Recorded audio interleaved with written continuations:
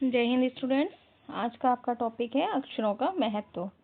अक्षरों का महत्व से मतलब है कि हमें अक्षरों की जानकारी और इसके क्या क्या महत्व होता है, यानी कि लाभ होता है हमें।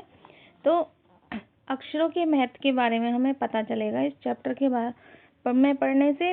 जैसे कि अक्षरों की खोज कहाँ से हुई है ना, क्योंकि लोग मानते हैं कि अक्षरों की खोज जो है वो भगवान ने की है, लेकिन ये बात नहीं है। इसमें जो बताया गया है कि अक्षरों की खोज मनुष्य ने ही की है, क्योंकि जब से अक्षरों की खोज हुई है तभी से हमें लिखित में कई चीज़ें मिली हैं। जैसे कि पुराना इतिहास जो भी है, जब से अक्षर की खोज हुई है उसके बाद ही लिखना शुरू हुआ है। अगर पहले से हो गई होती तो हमें क्या होता कि हमें पहले से जानकारी मिलती रहती हर चीज़ के बारे में। अब जैसे पहले जो प्रकृति पे या पृथ्वी पर कौन रहता था कौन नहीं रहता था, इसकी भी हमें जानकारी नहीं है, क्योंकि वो हमें लिखित भाषा में नहीं मिला था। इसी तरीके से यहाँ पर अक्षरों के बारे में बताया गया है कि अक्षर की खोज कैसे की है, किसने की है। ठीक है, आगे पढ़ते हैं। अक्षरों की कहानी। ये पुस्तक अक्षरों से बनी है। सारी पुस्तकें अक्षरों से बनी हैं। तरह तरह की पुस्तकें, तरह तरह के अक्षर। तो दुनिया में अब तक करोड़ों पुस्तकें छप चुकी हैं। हजारों पुस्तकें रोज छपती हैं तरह तरह के अक्षरों में। हजारों की तादाद में रोज ही समाचार पत्र छपते रहते हैं। इन सबके मूल में है अक्षर। हम कल्पना भी नहीं कर सकते कि यदि हम आदमी अक्षरों को न जानता तो आज इस दुनिया का क्या हाल होता। कोई कह सकता है कि हम अक्षरों को अनादिकाल से जानते हैं। अक्षरों का ज्ञान हमें किसी ईश्वर से मिला है। तो इस तरीके की बातें होती हैं। यह पुस्तक अक्षरों से बनी है, यानी कि ये पुस्तक जो है वो भी अक्षरों से बनी है। और कोई भी भाषा में लिखी जाती है, कई भाषाओं में लिखी जाती है, क्योंकि अब कई भाषाओं का ज्ञान हो चुका है। दुनिया में अब तक करोड़ों पुस्तकें छप चुकी हैं। हजारों पुस्तकें रोज छपती हैं तरह तरह के अक्षरों में, मतलब तरह तरह की भाषाओं में। कई भाषाएं में रोज समाचार पत्र भी छपते हैं और पुस्तकें भी छपती हैं। तो इसका मूल जो मतलब छापने का क्या तरीका है, अक्षर।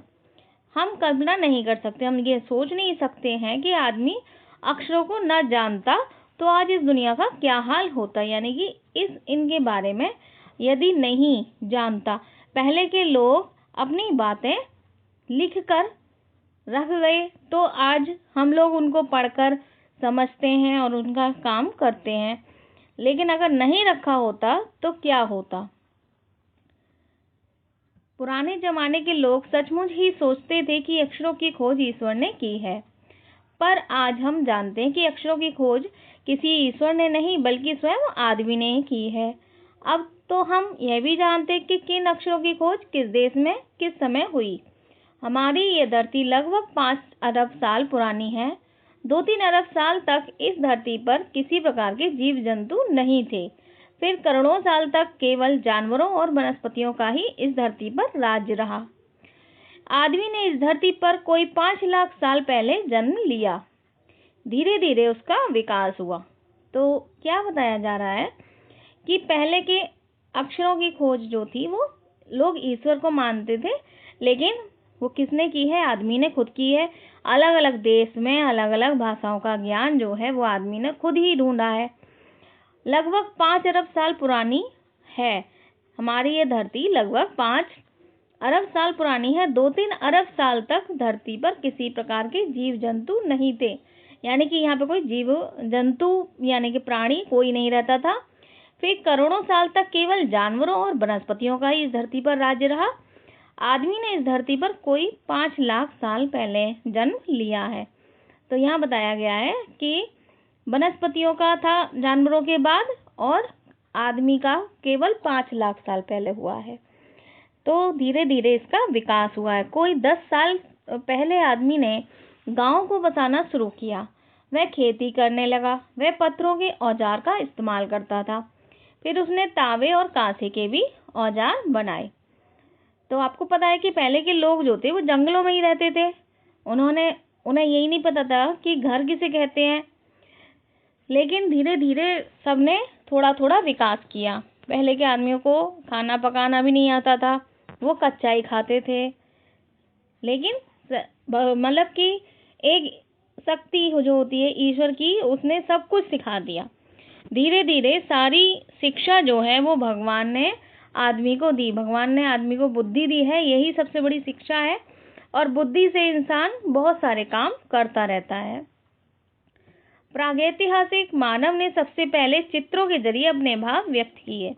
प्रागैतिहासिक माने होता है इतिहास से पहले का समय, यानी कि जब लिखा नहीं जाता था उससे पहले इंसान जो है चित्रों के जरिए अपने भाव व्यक्त करता था।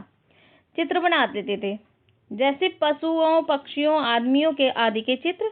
इन चित्र संकेतों से बाद में भाव संकेत अस्तित्व में आए। जैसे एक छोटे वृत्त के चहुं ओर किरणों की धोतक रेखाएं खींचने पर वह सूर्य का चित्र बन जाता था। बाद में यही चित्र ताप या धूप का धोतक बन गया। इस तरह अनेक भाव संकेत अस्तित्व में आए। तो जैसे कि यहाँ बताया गया है कि छोटे वृत्त, वृत्त माने होता है गोल आकार के चहुं ओर किरणों की धोतक, तो यानी कि वो चारों ओर उसके गोल आकार खींचते थे और उसके चारों ओर रेखाएं खींच देते थे, चारों ओर उसके लाइन खींचते थे, जिससे कि पता चलता था कि ये सूर्य का चित्र है।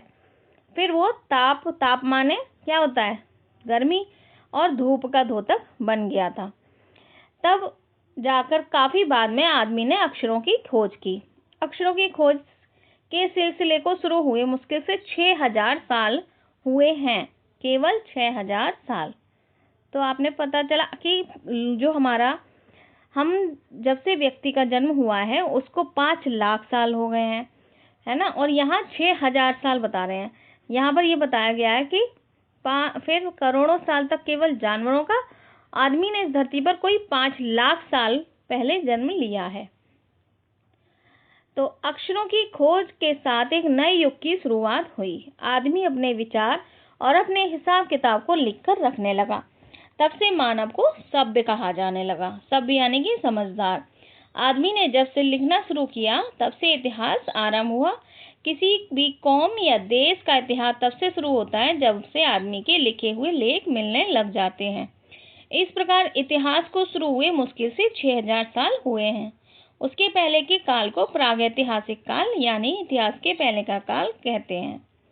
तो क्या समझा यहाँ पर कि आदमी ने जब से अपने विचार, अपने हिसाब किताब जब से लिख कर रखने शुरू किए हैं, जब से आदमी को सभ्य माना जाने लगा है, समझदार।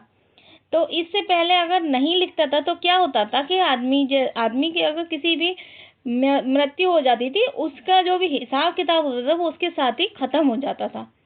फिर वो आगे शुरू से शुरुआत करने पड़ती थी। नए जो उनके बच्चे होते थे तो नई पीढ़ी के लिए उन्हें पहले से हिसाब किताब बनाकर रखने की जब आदत हो गई थी, मतलब कि उनको आ गया था, तो वो अपना सब कुछ लेखा जोखा लिखने लगे थे। ये महत्व है अक्षरों का और उनसे बनी हुई लिपियों का। अतः हम सबको अक्षरों की कहानी मालूम होनी चाहिए।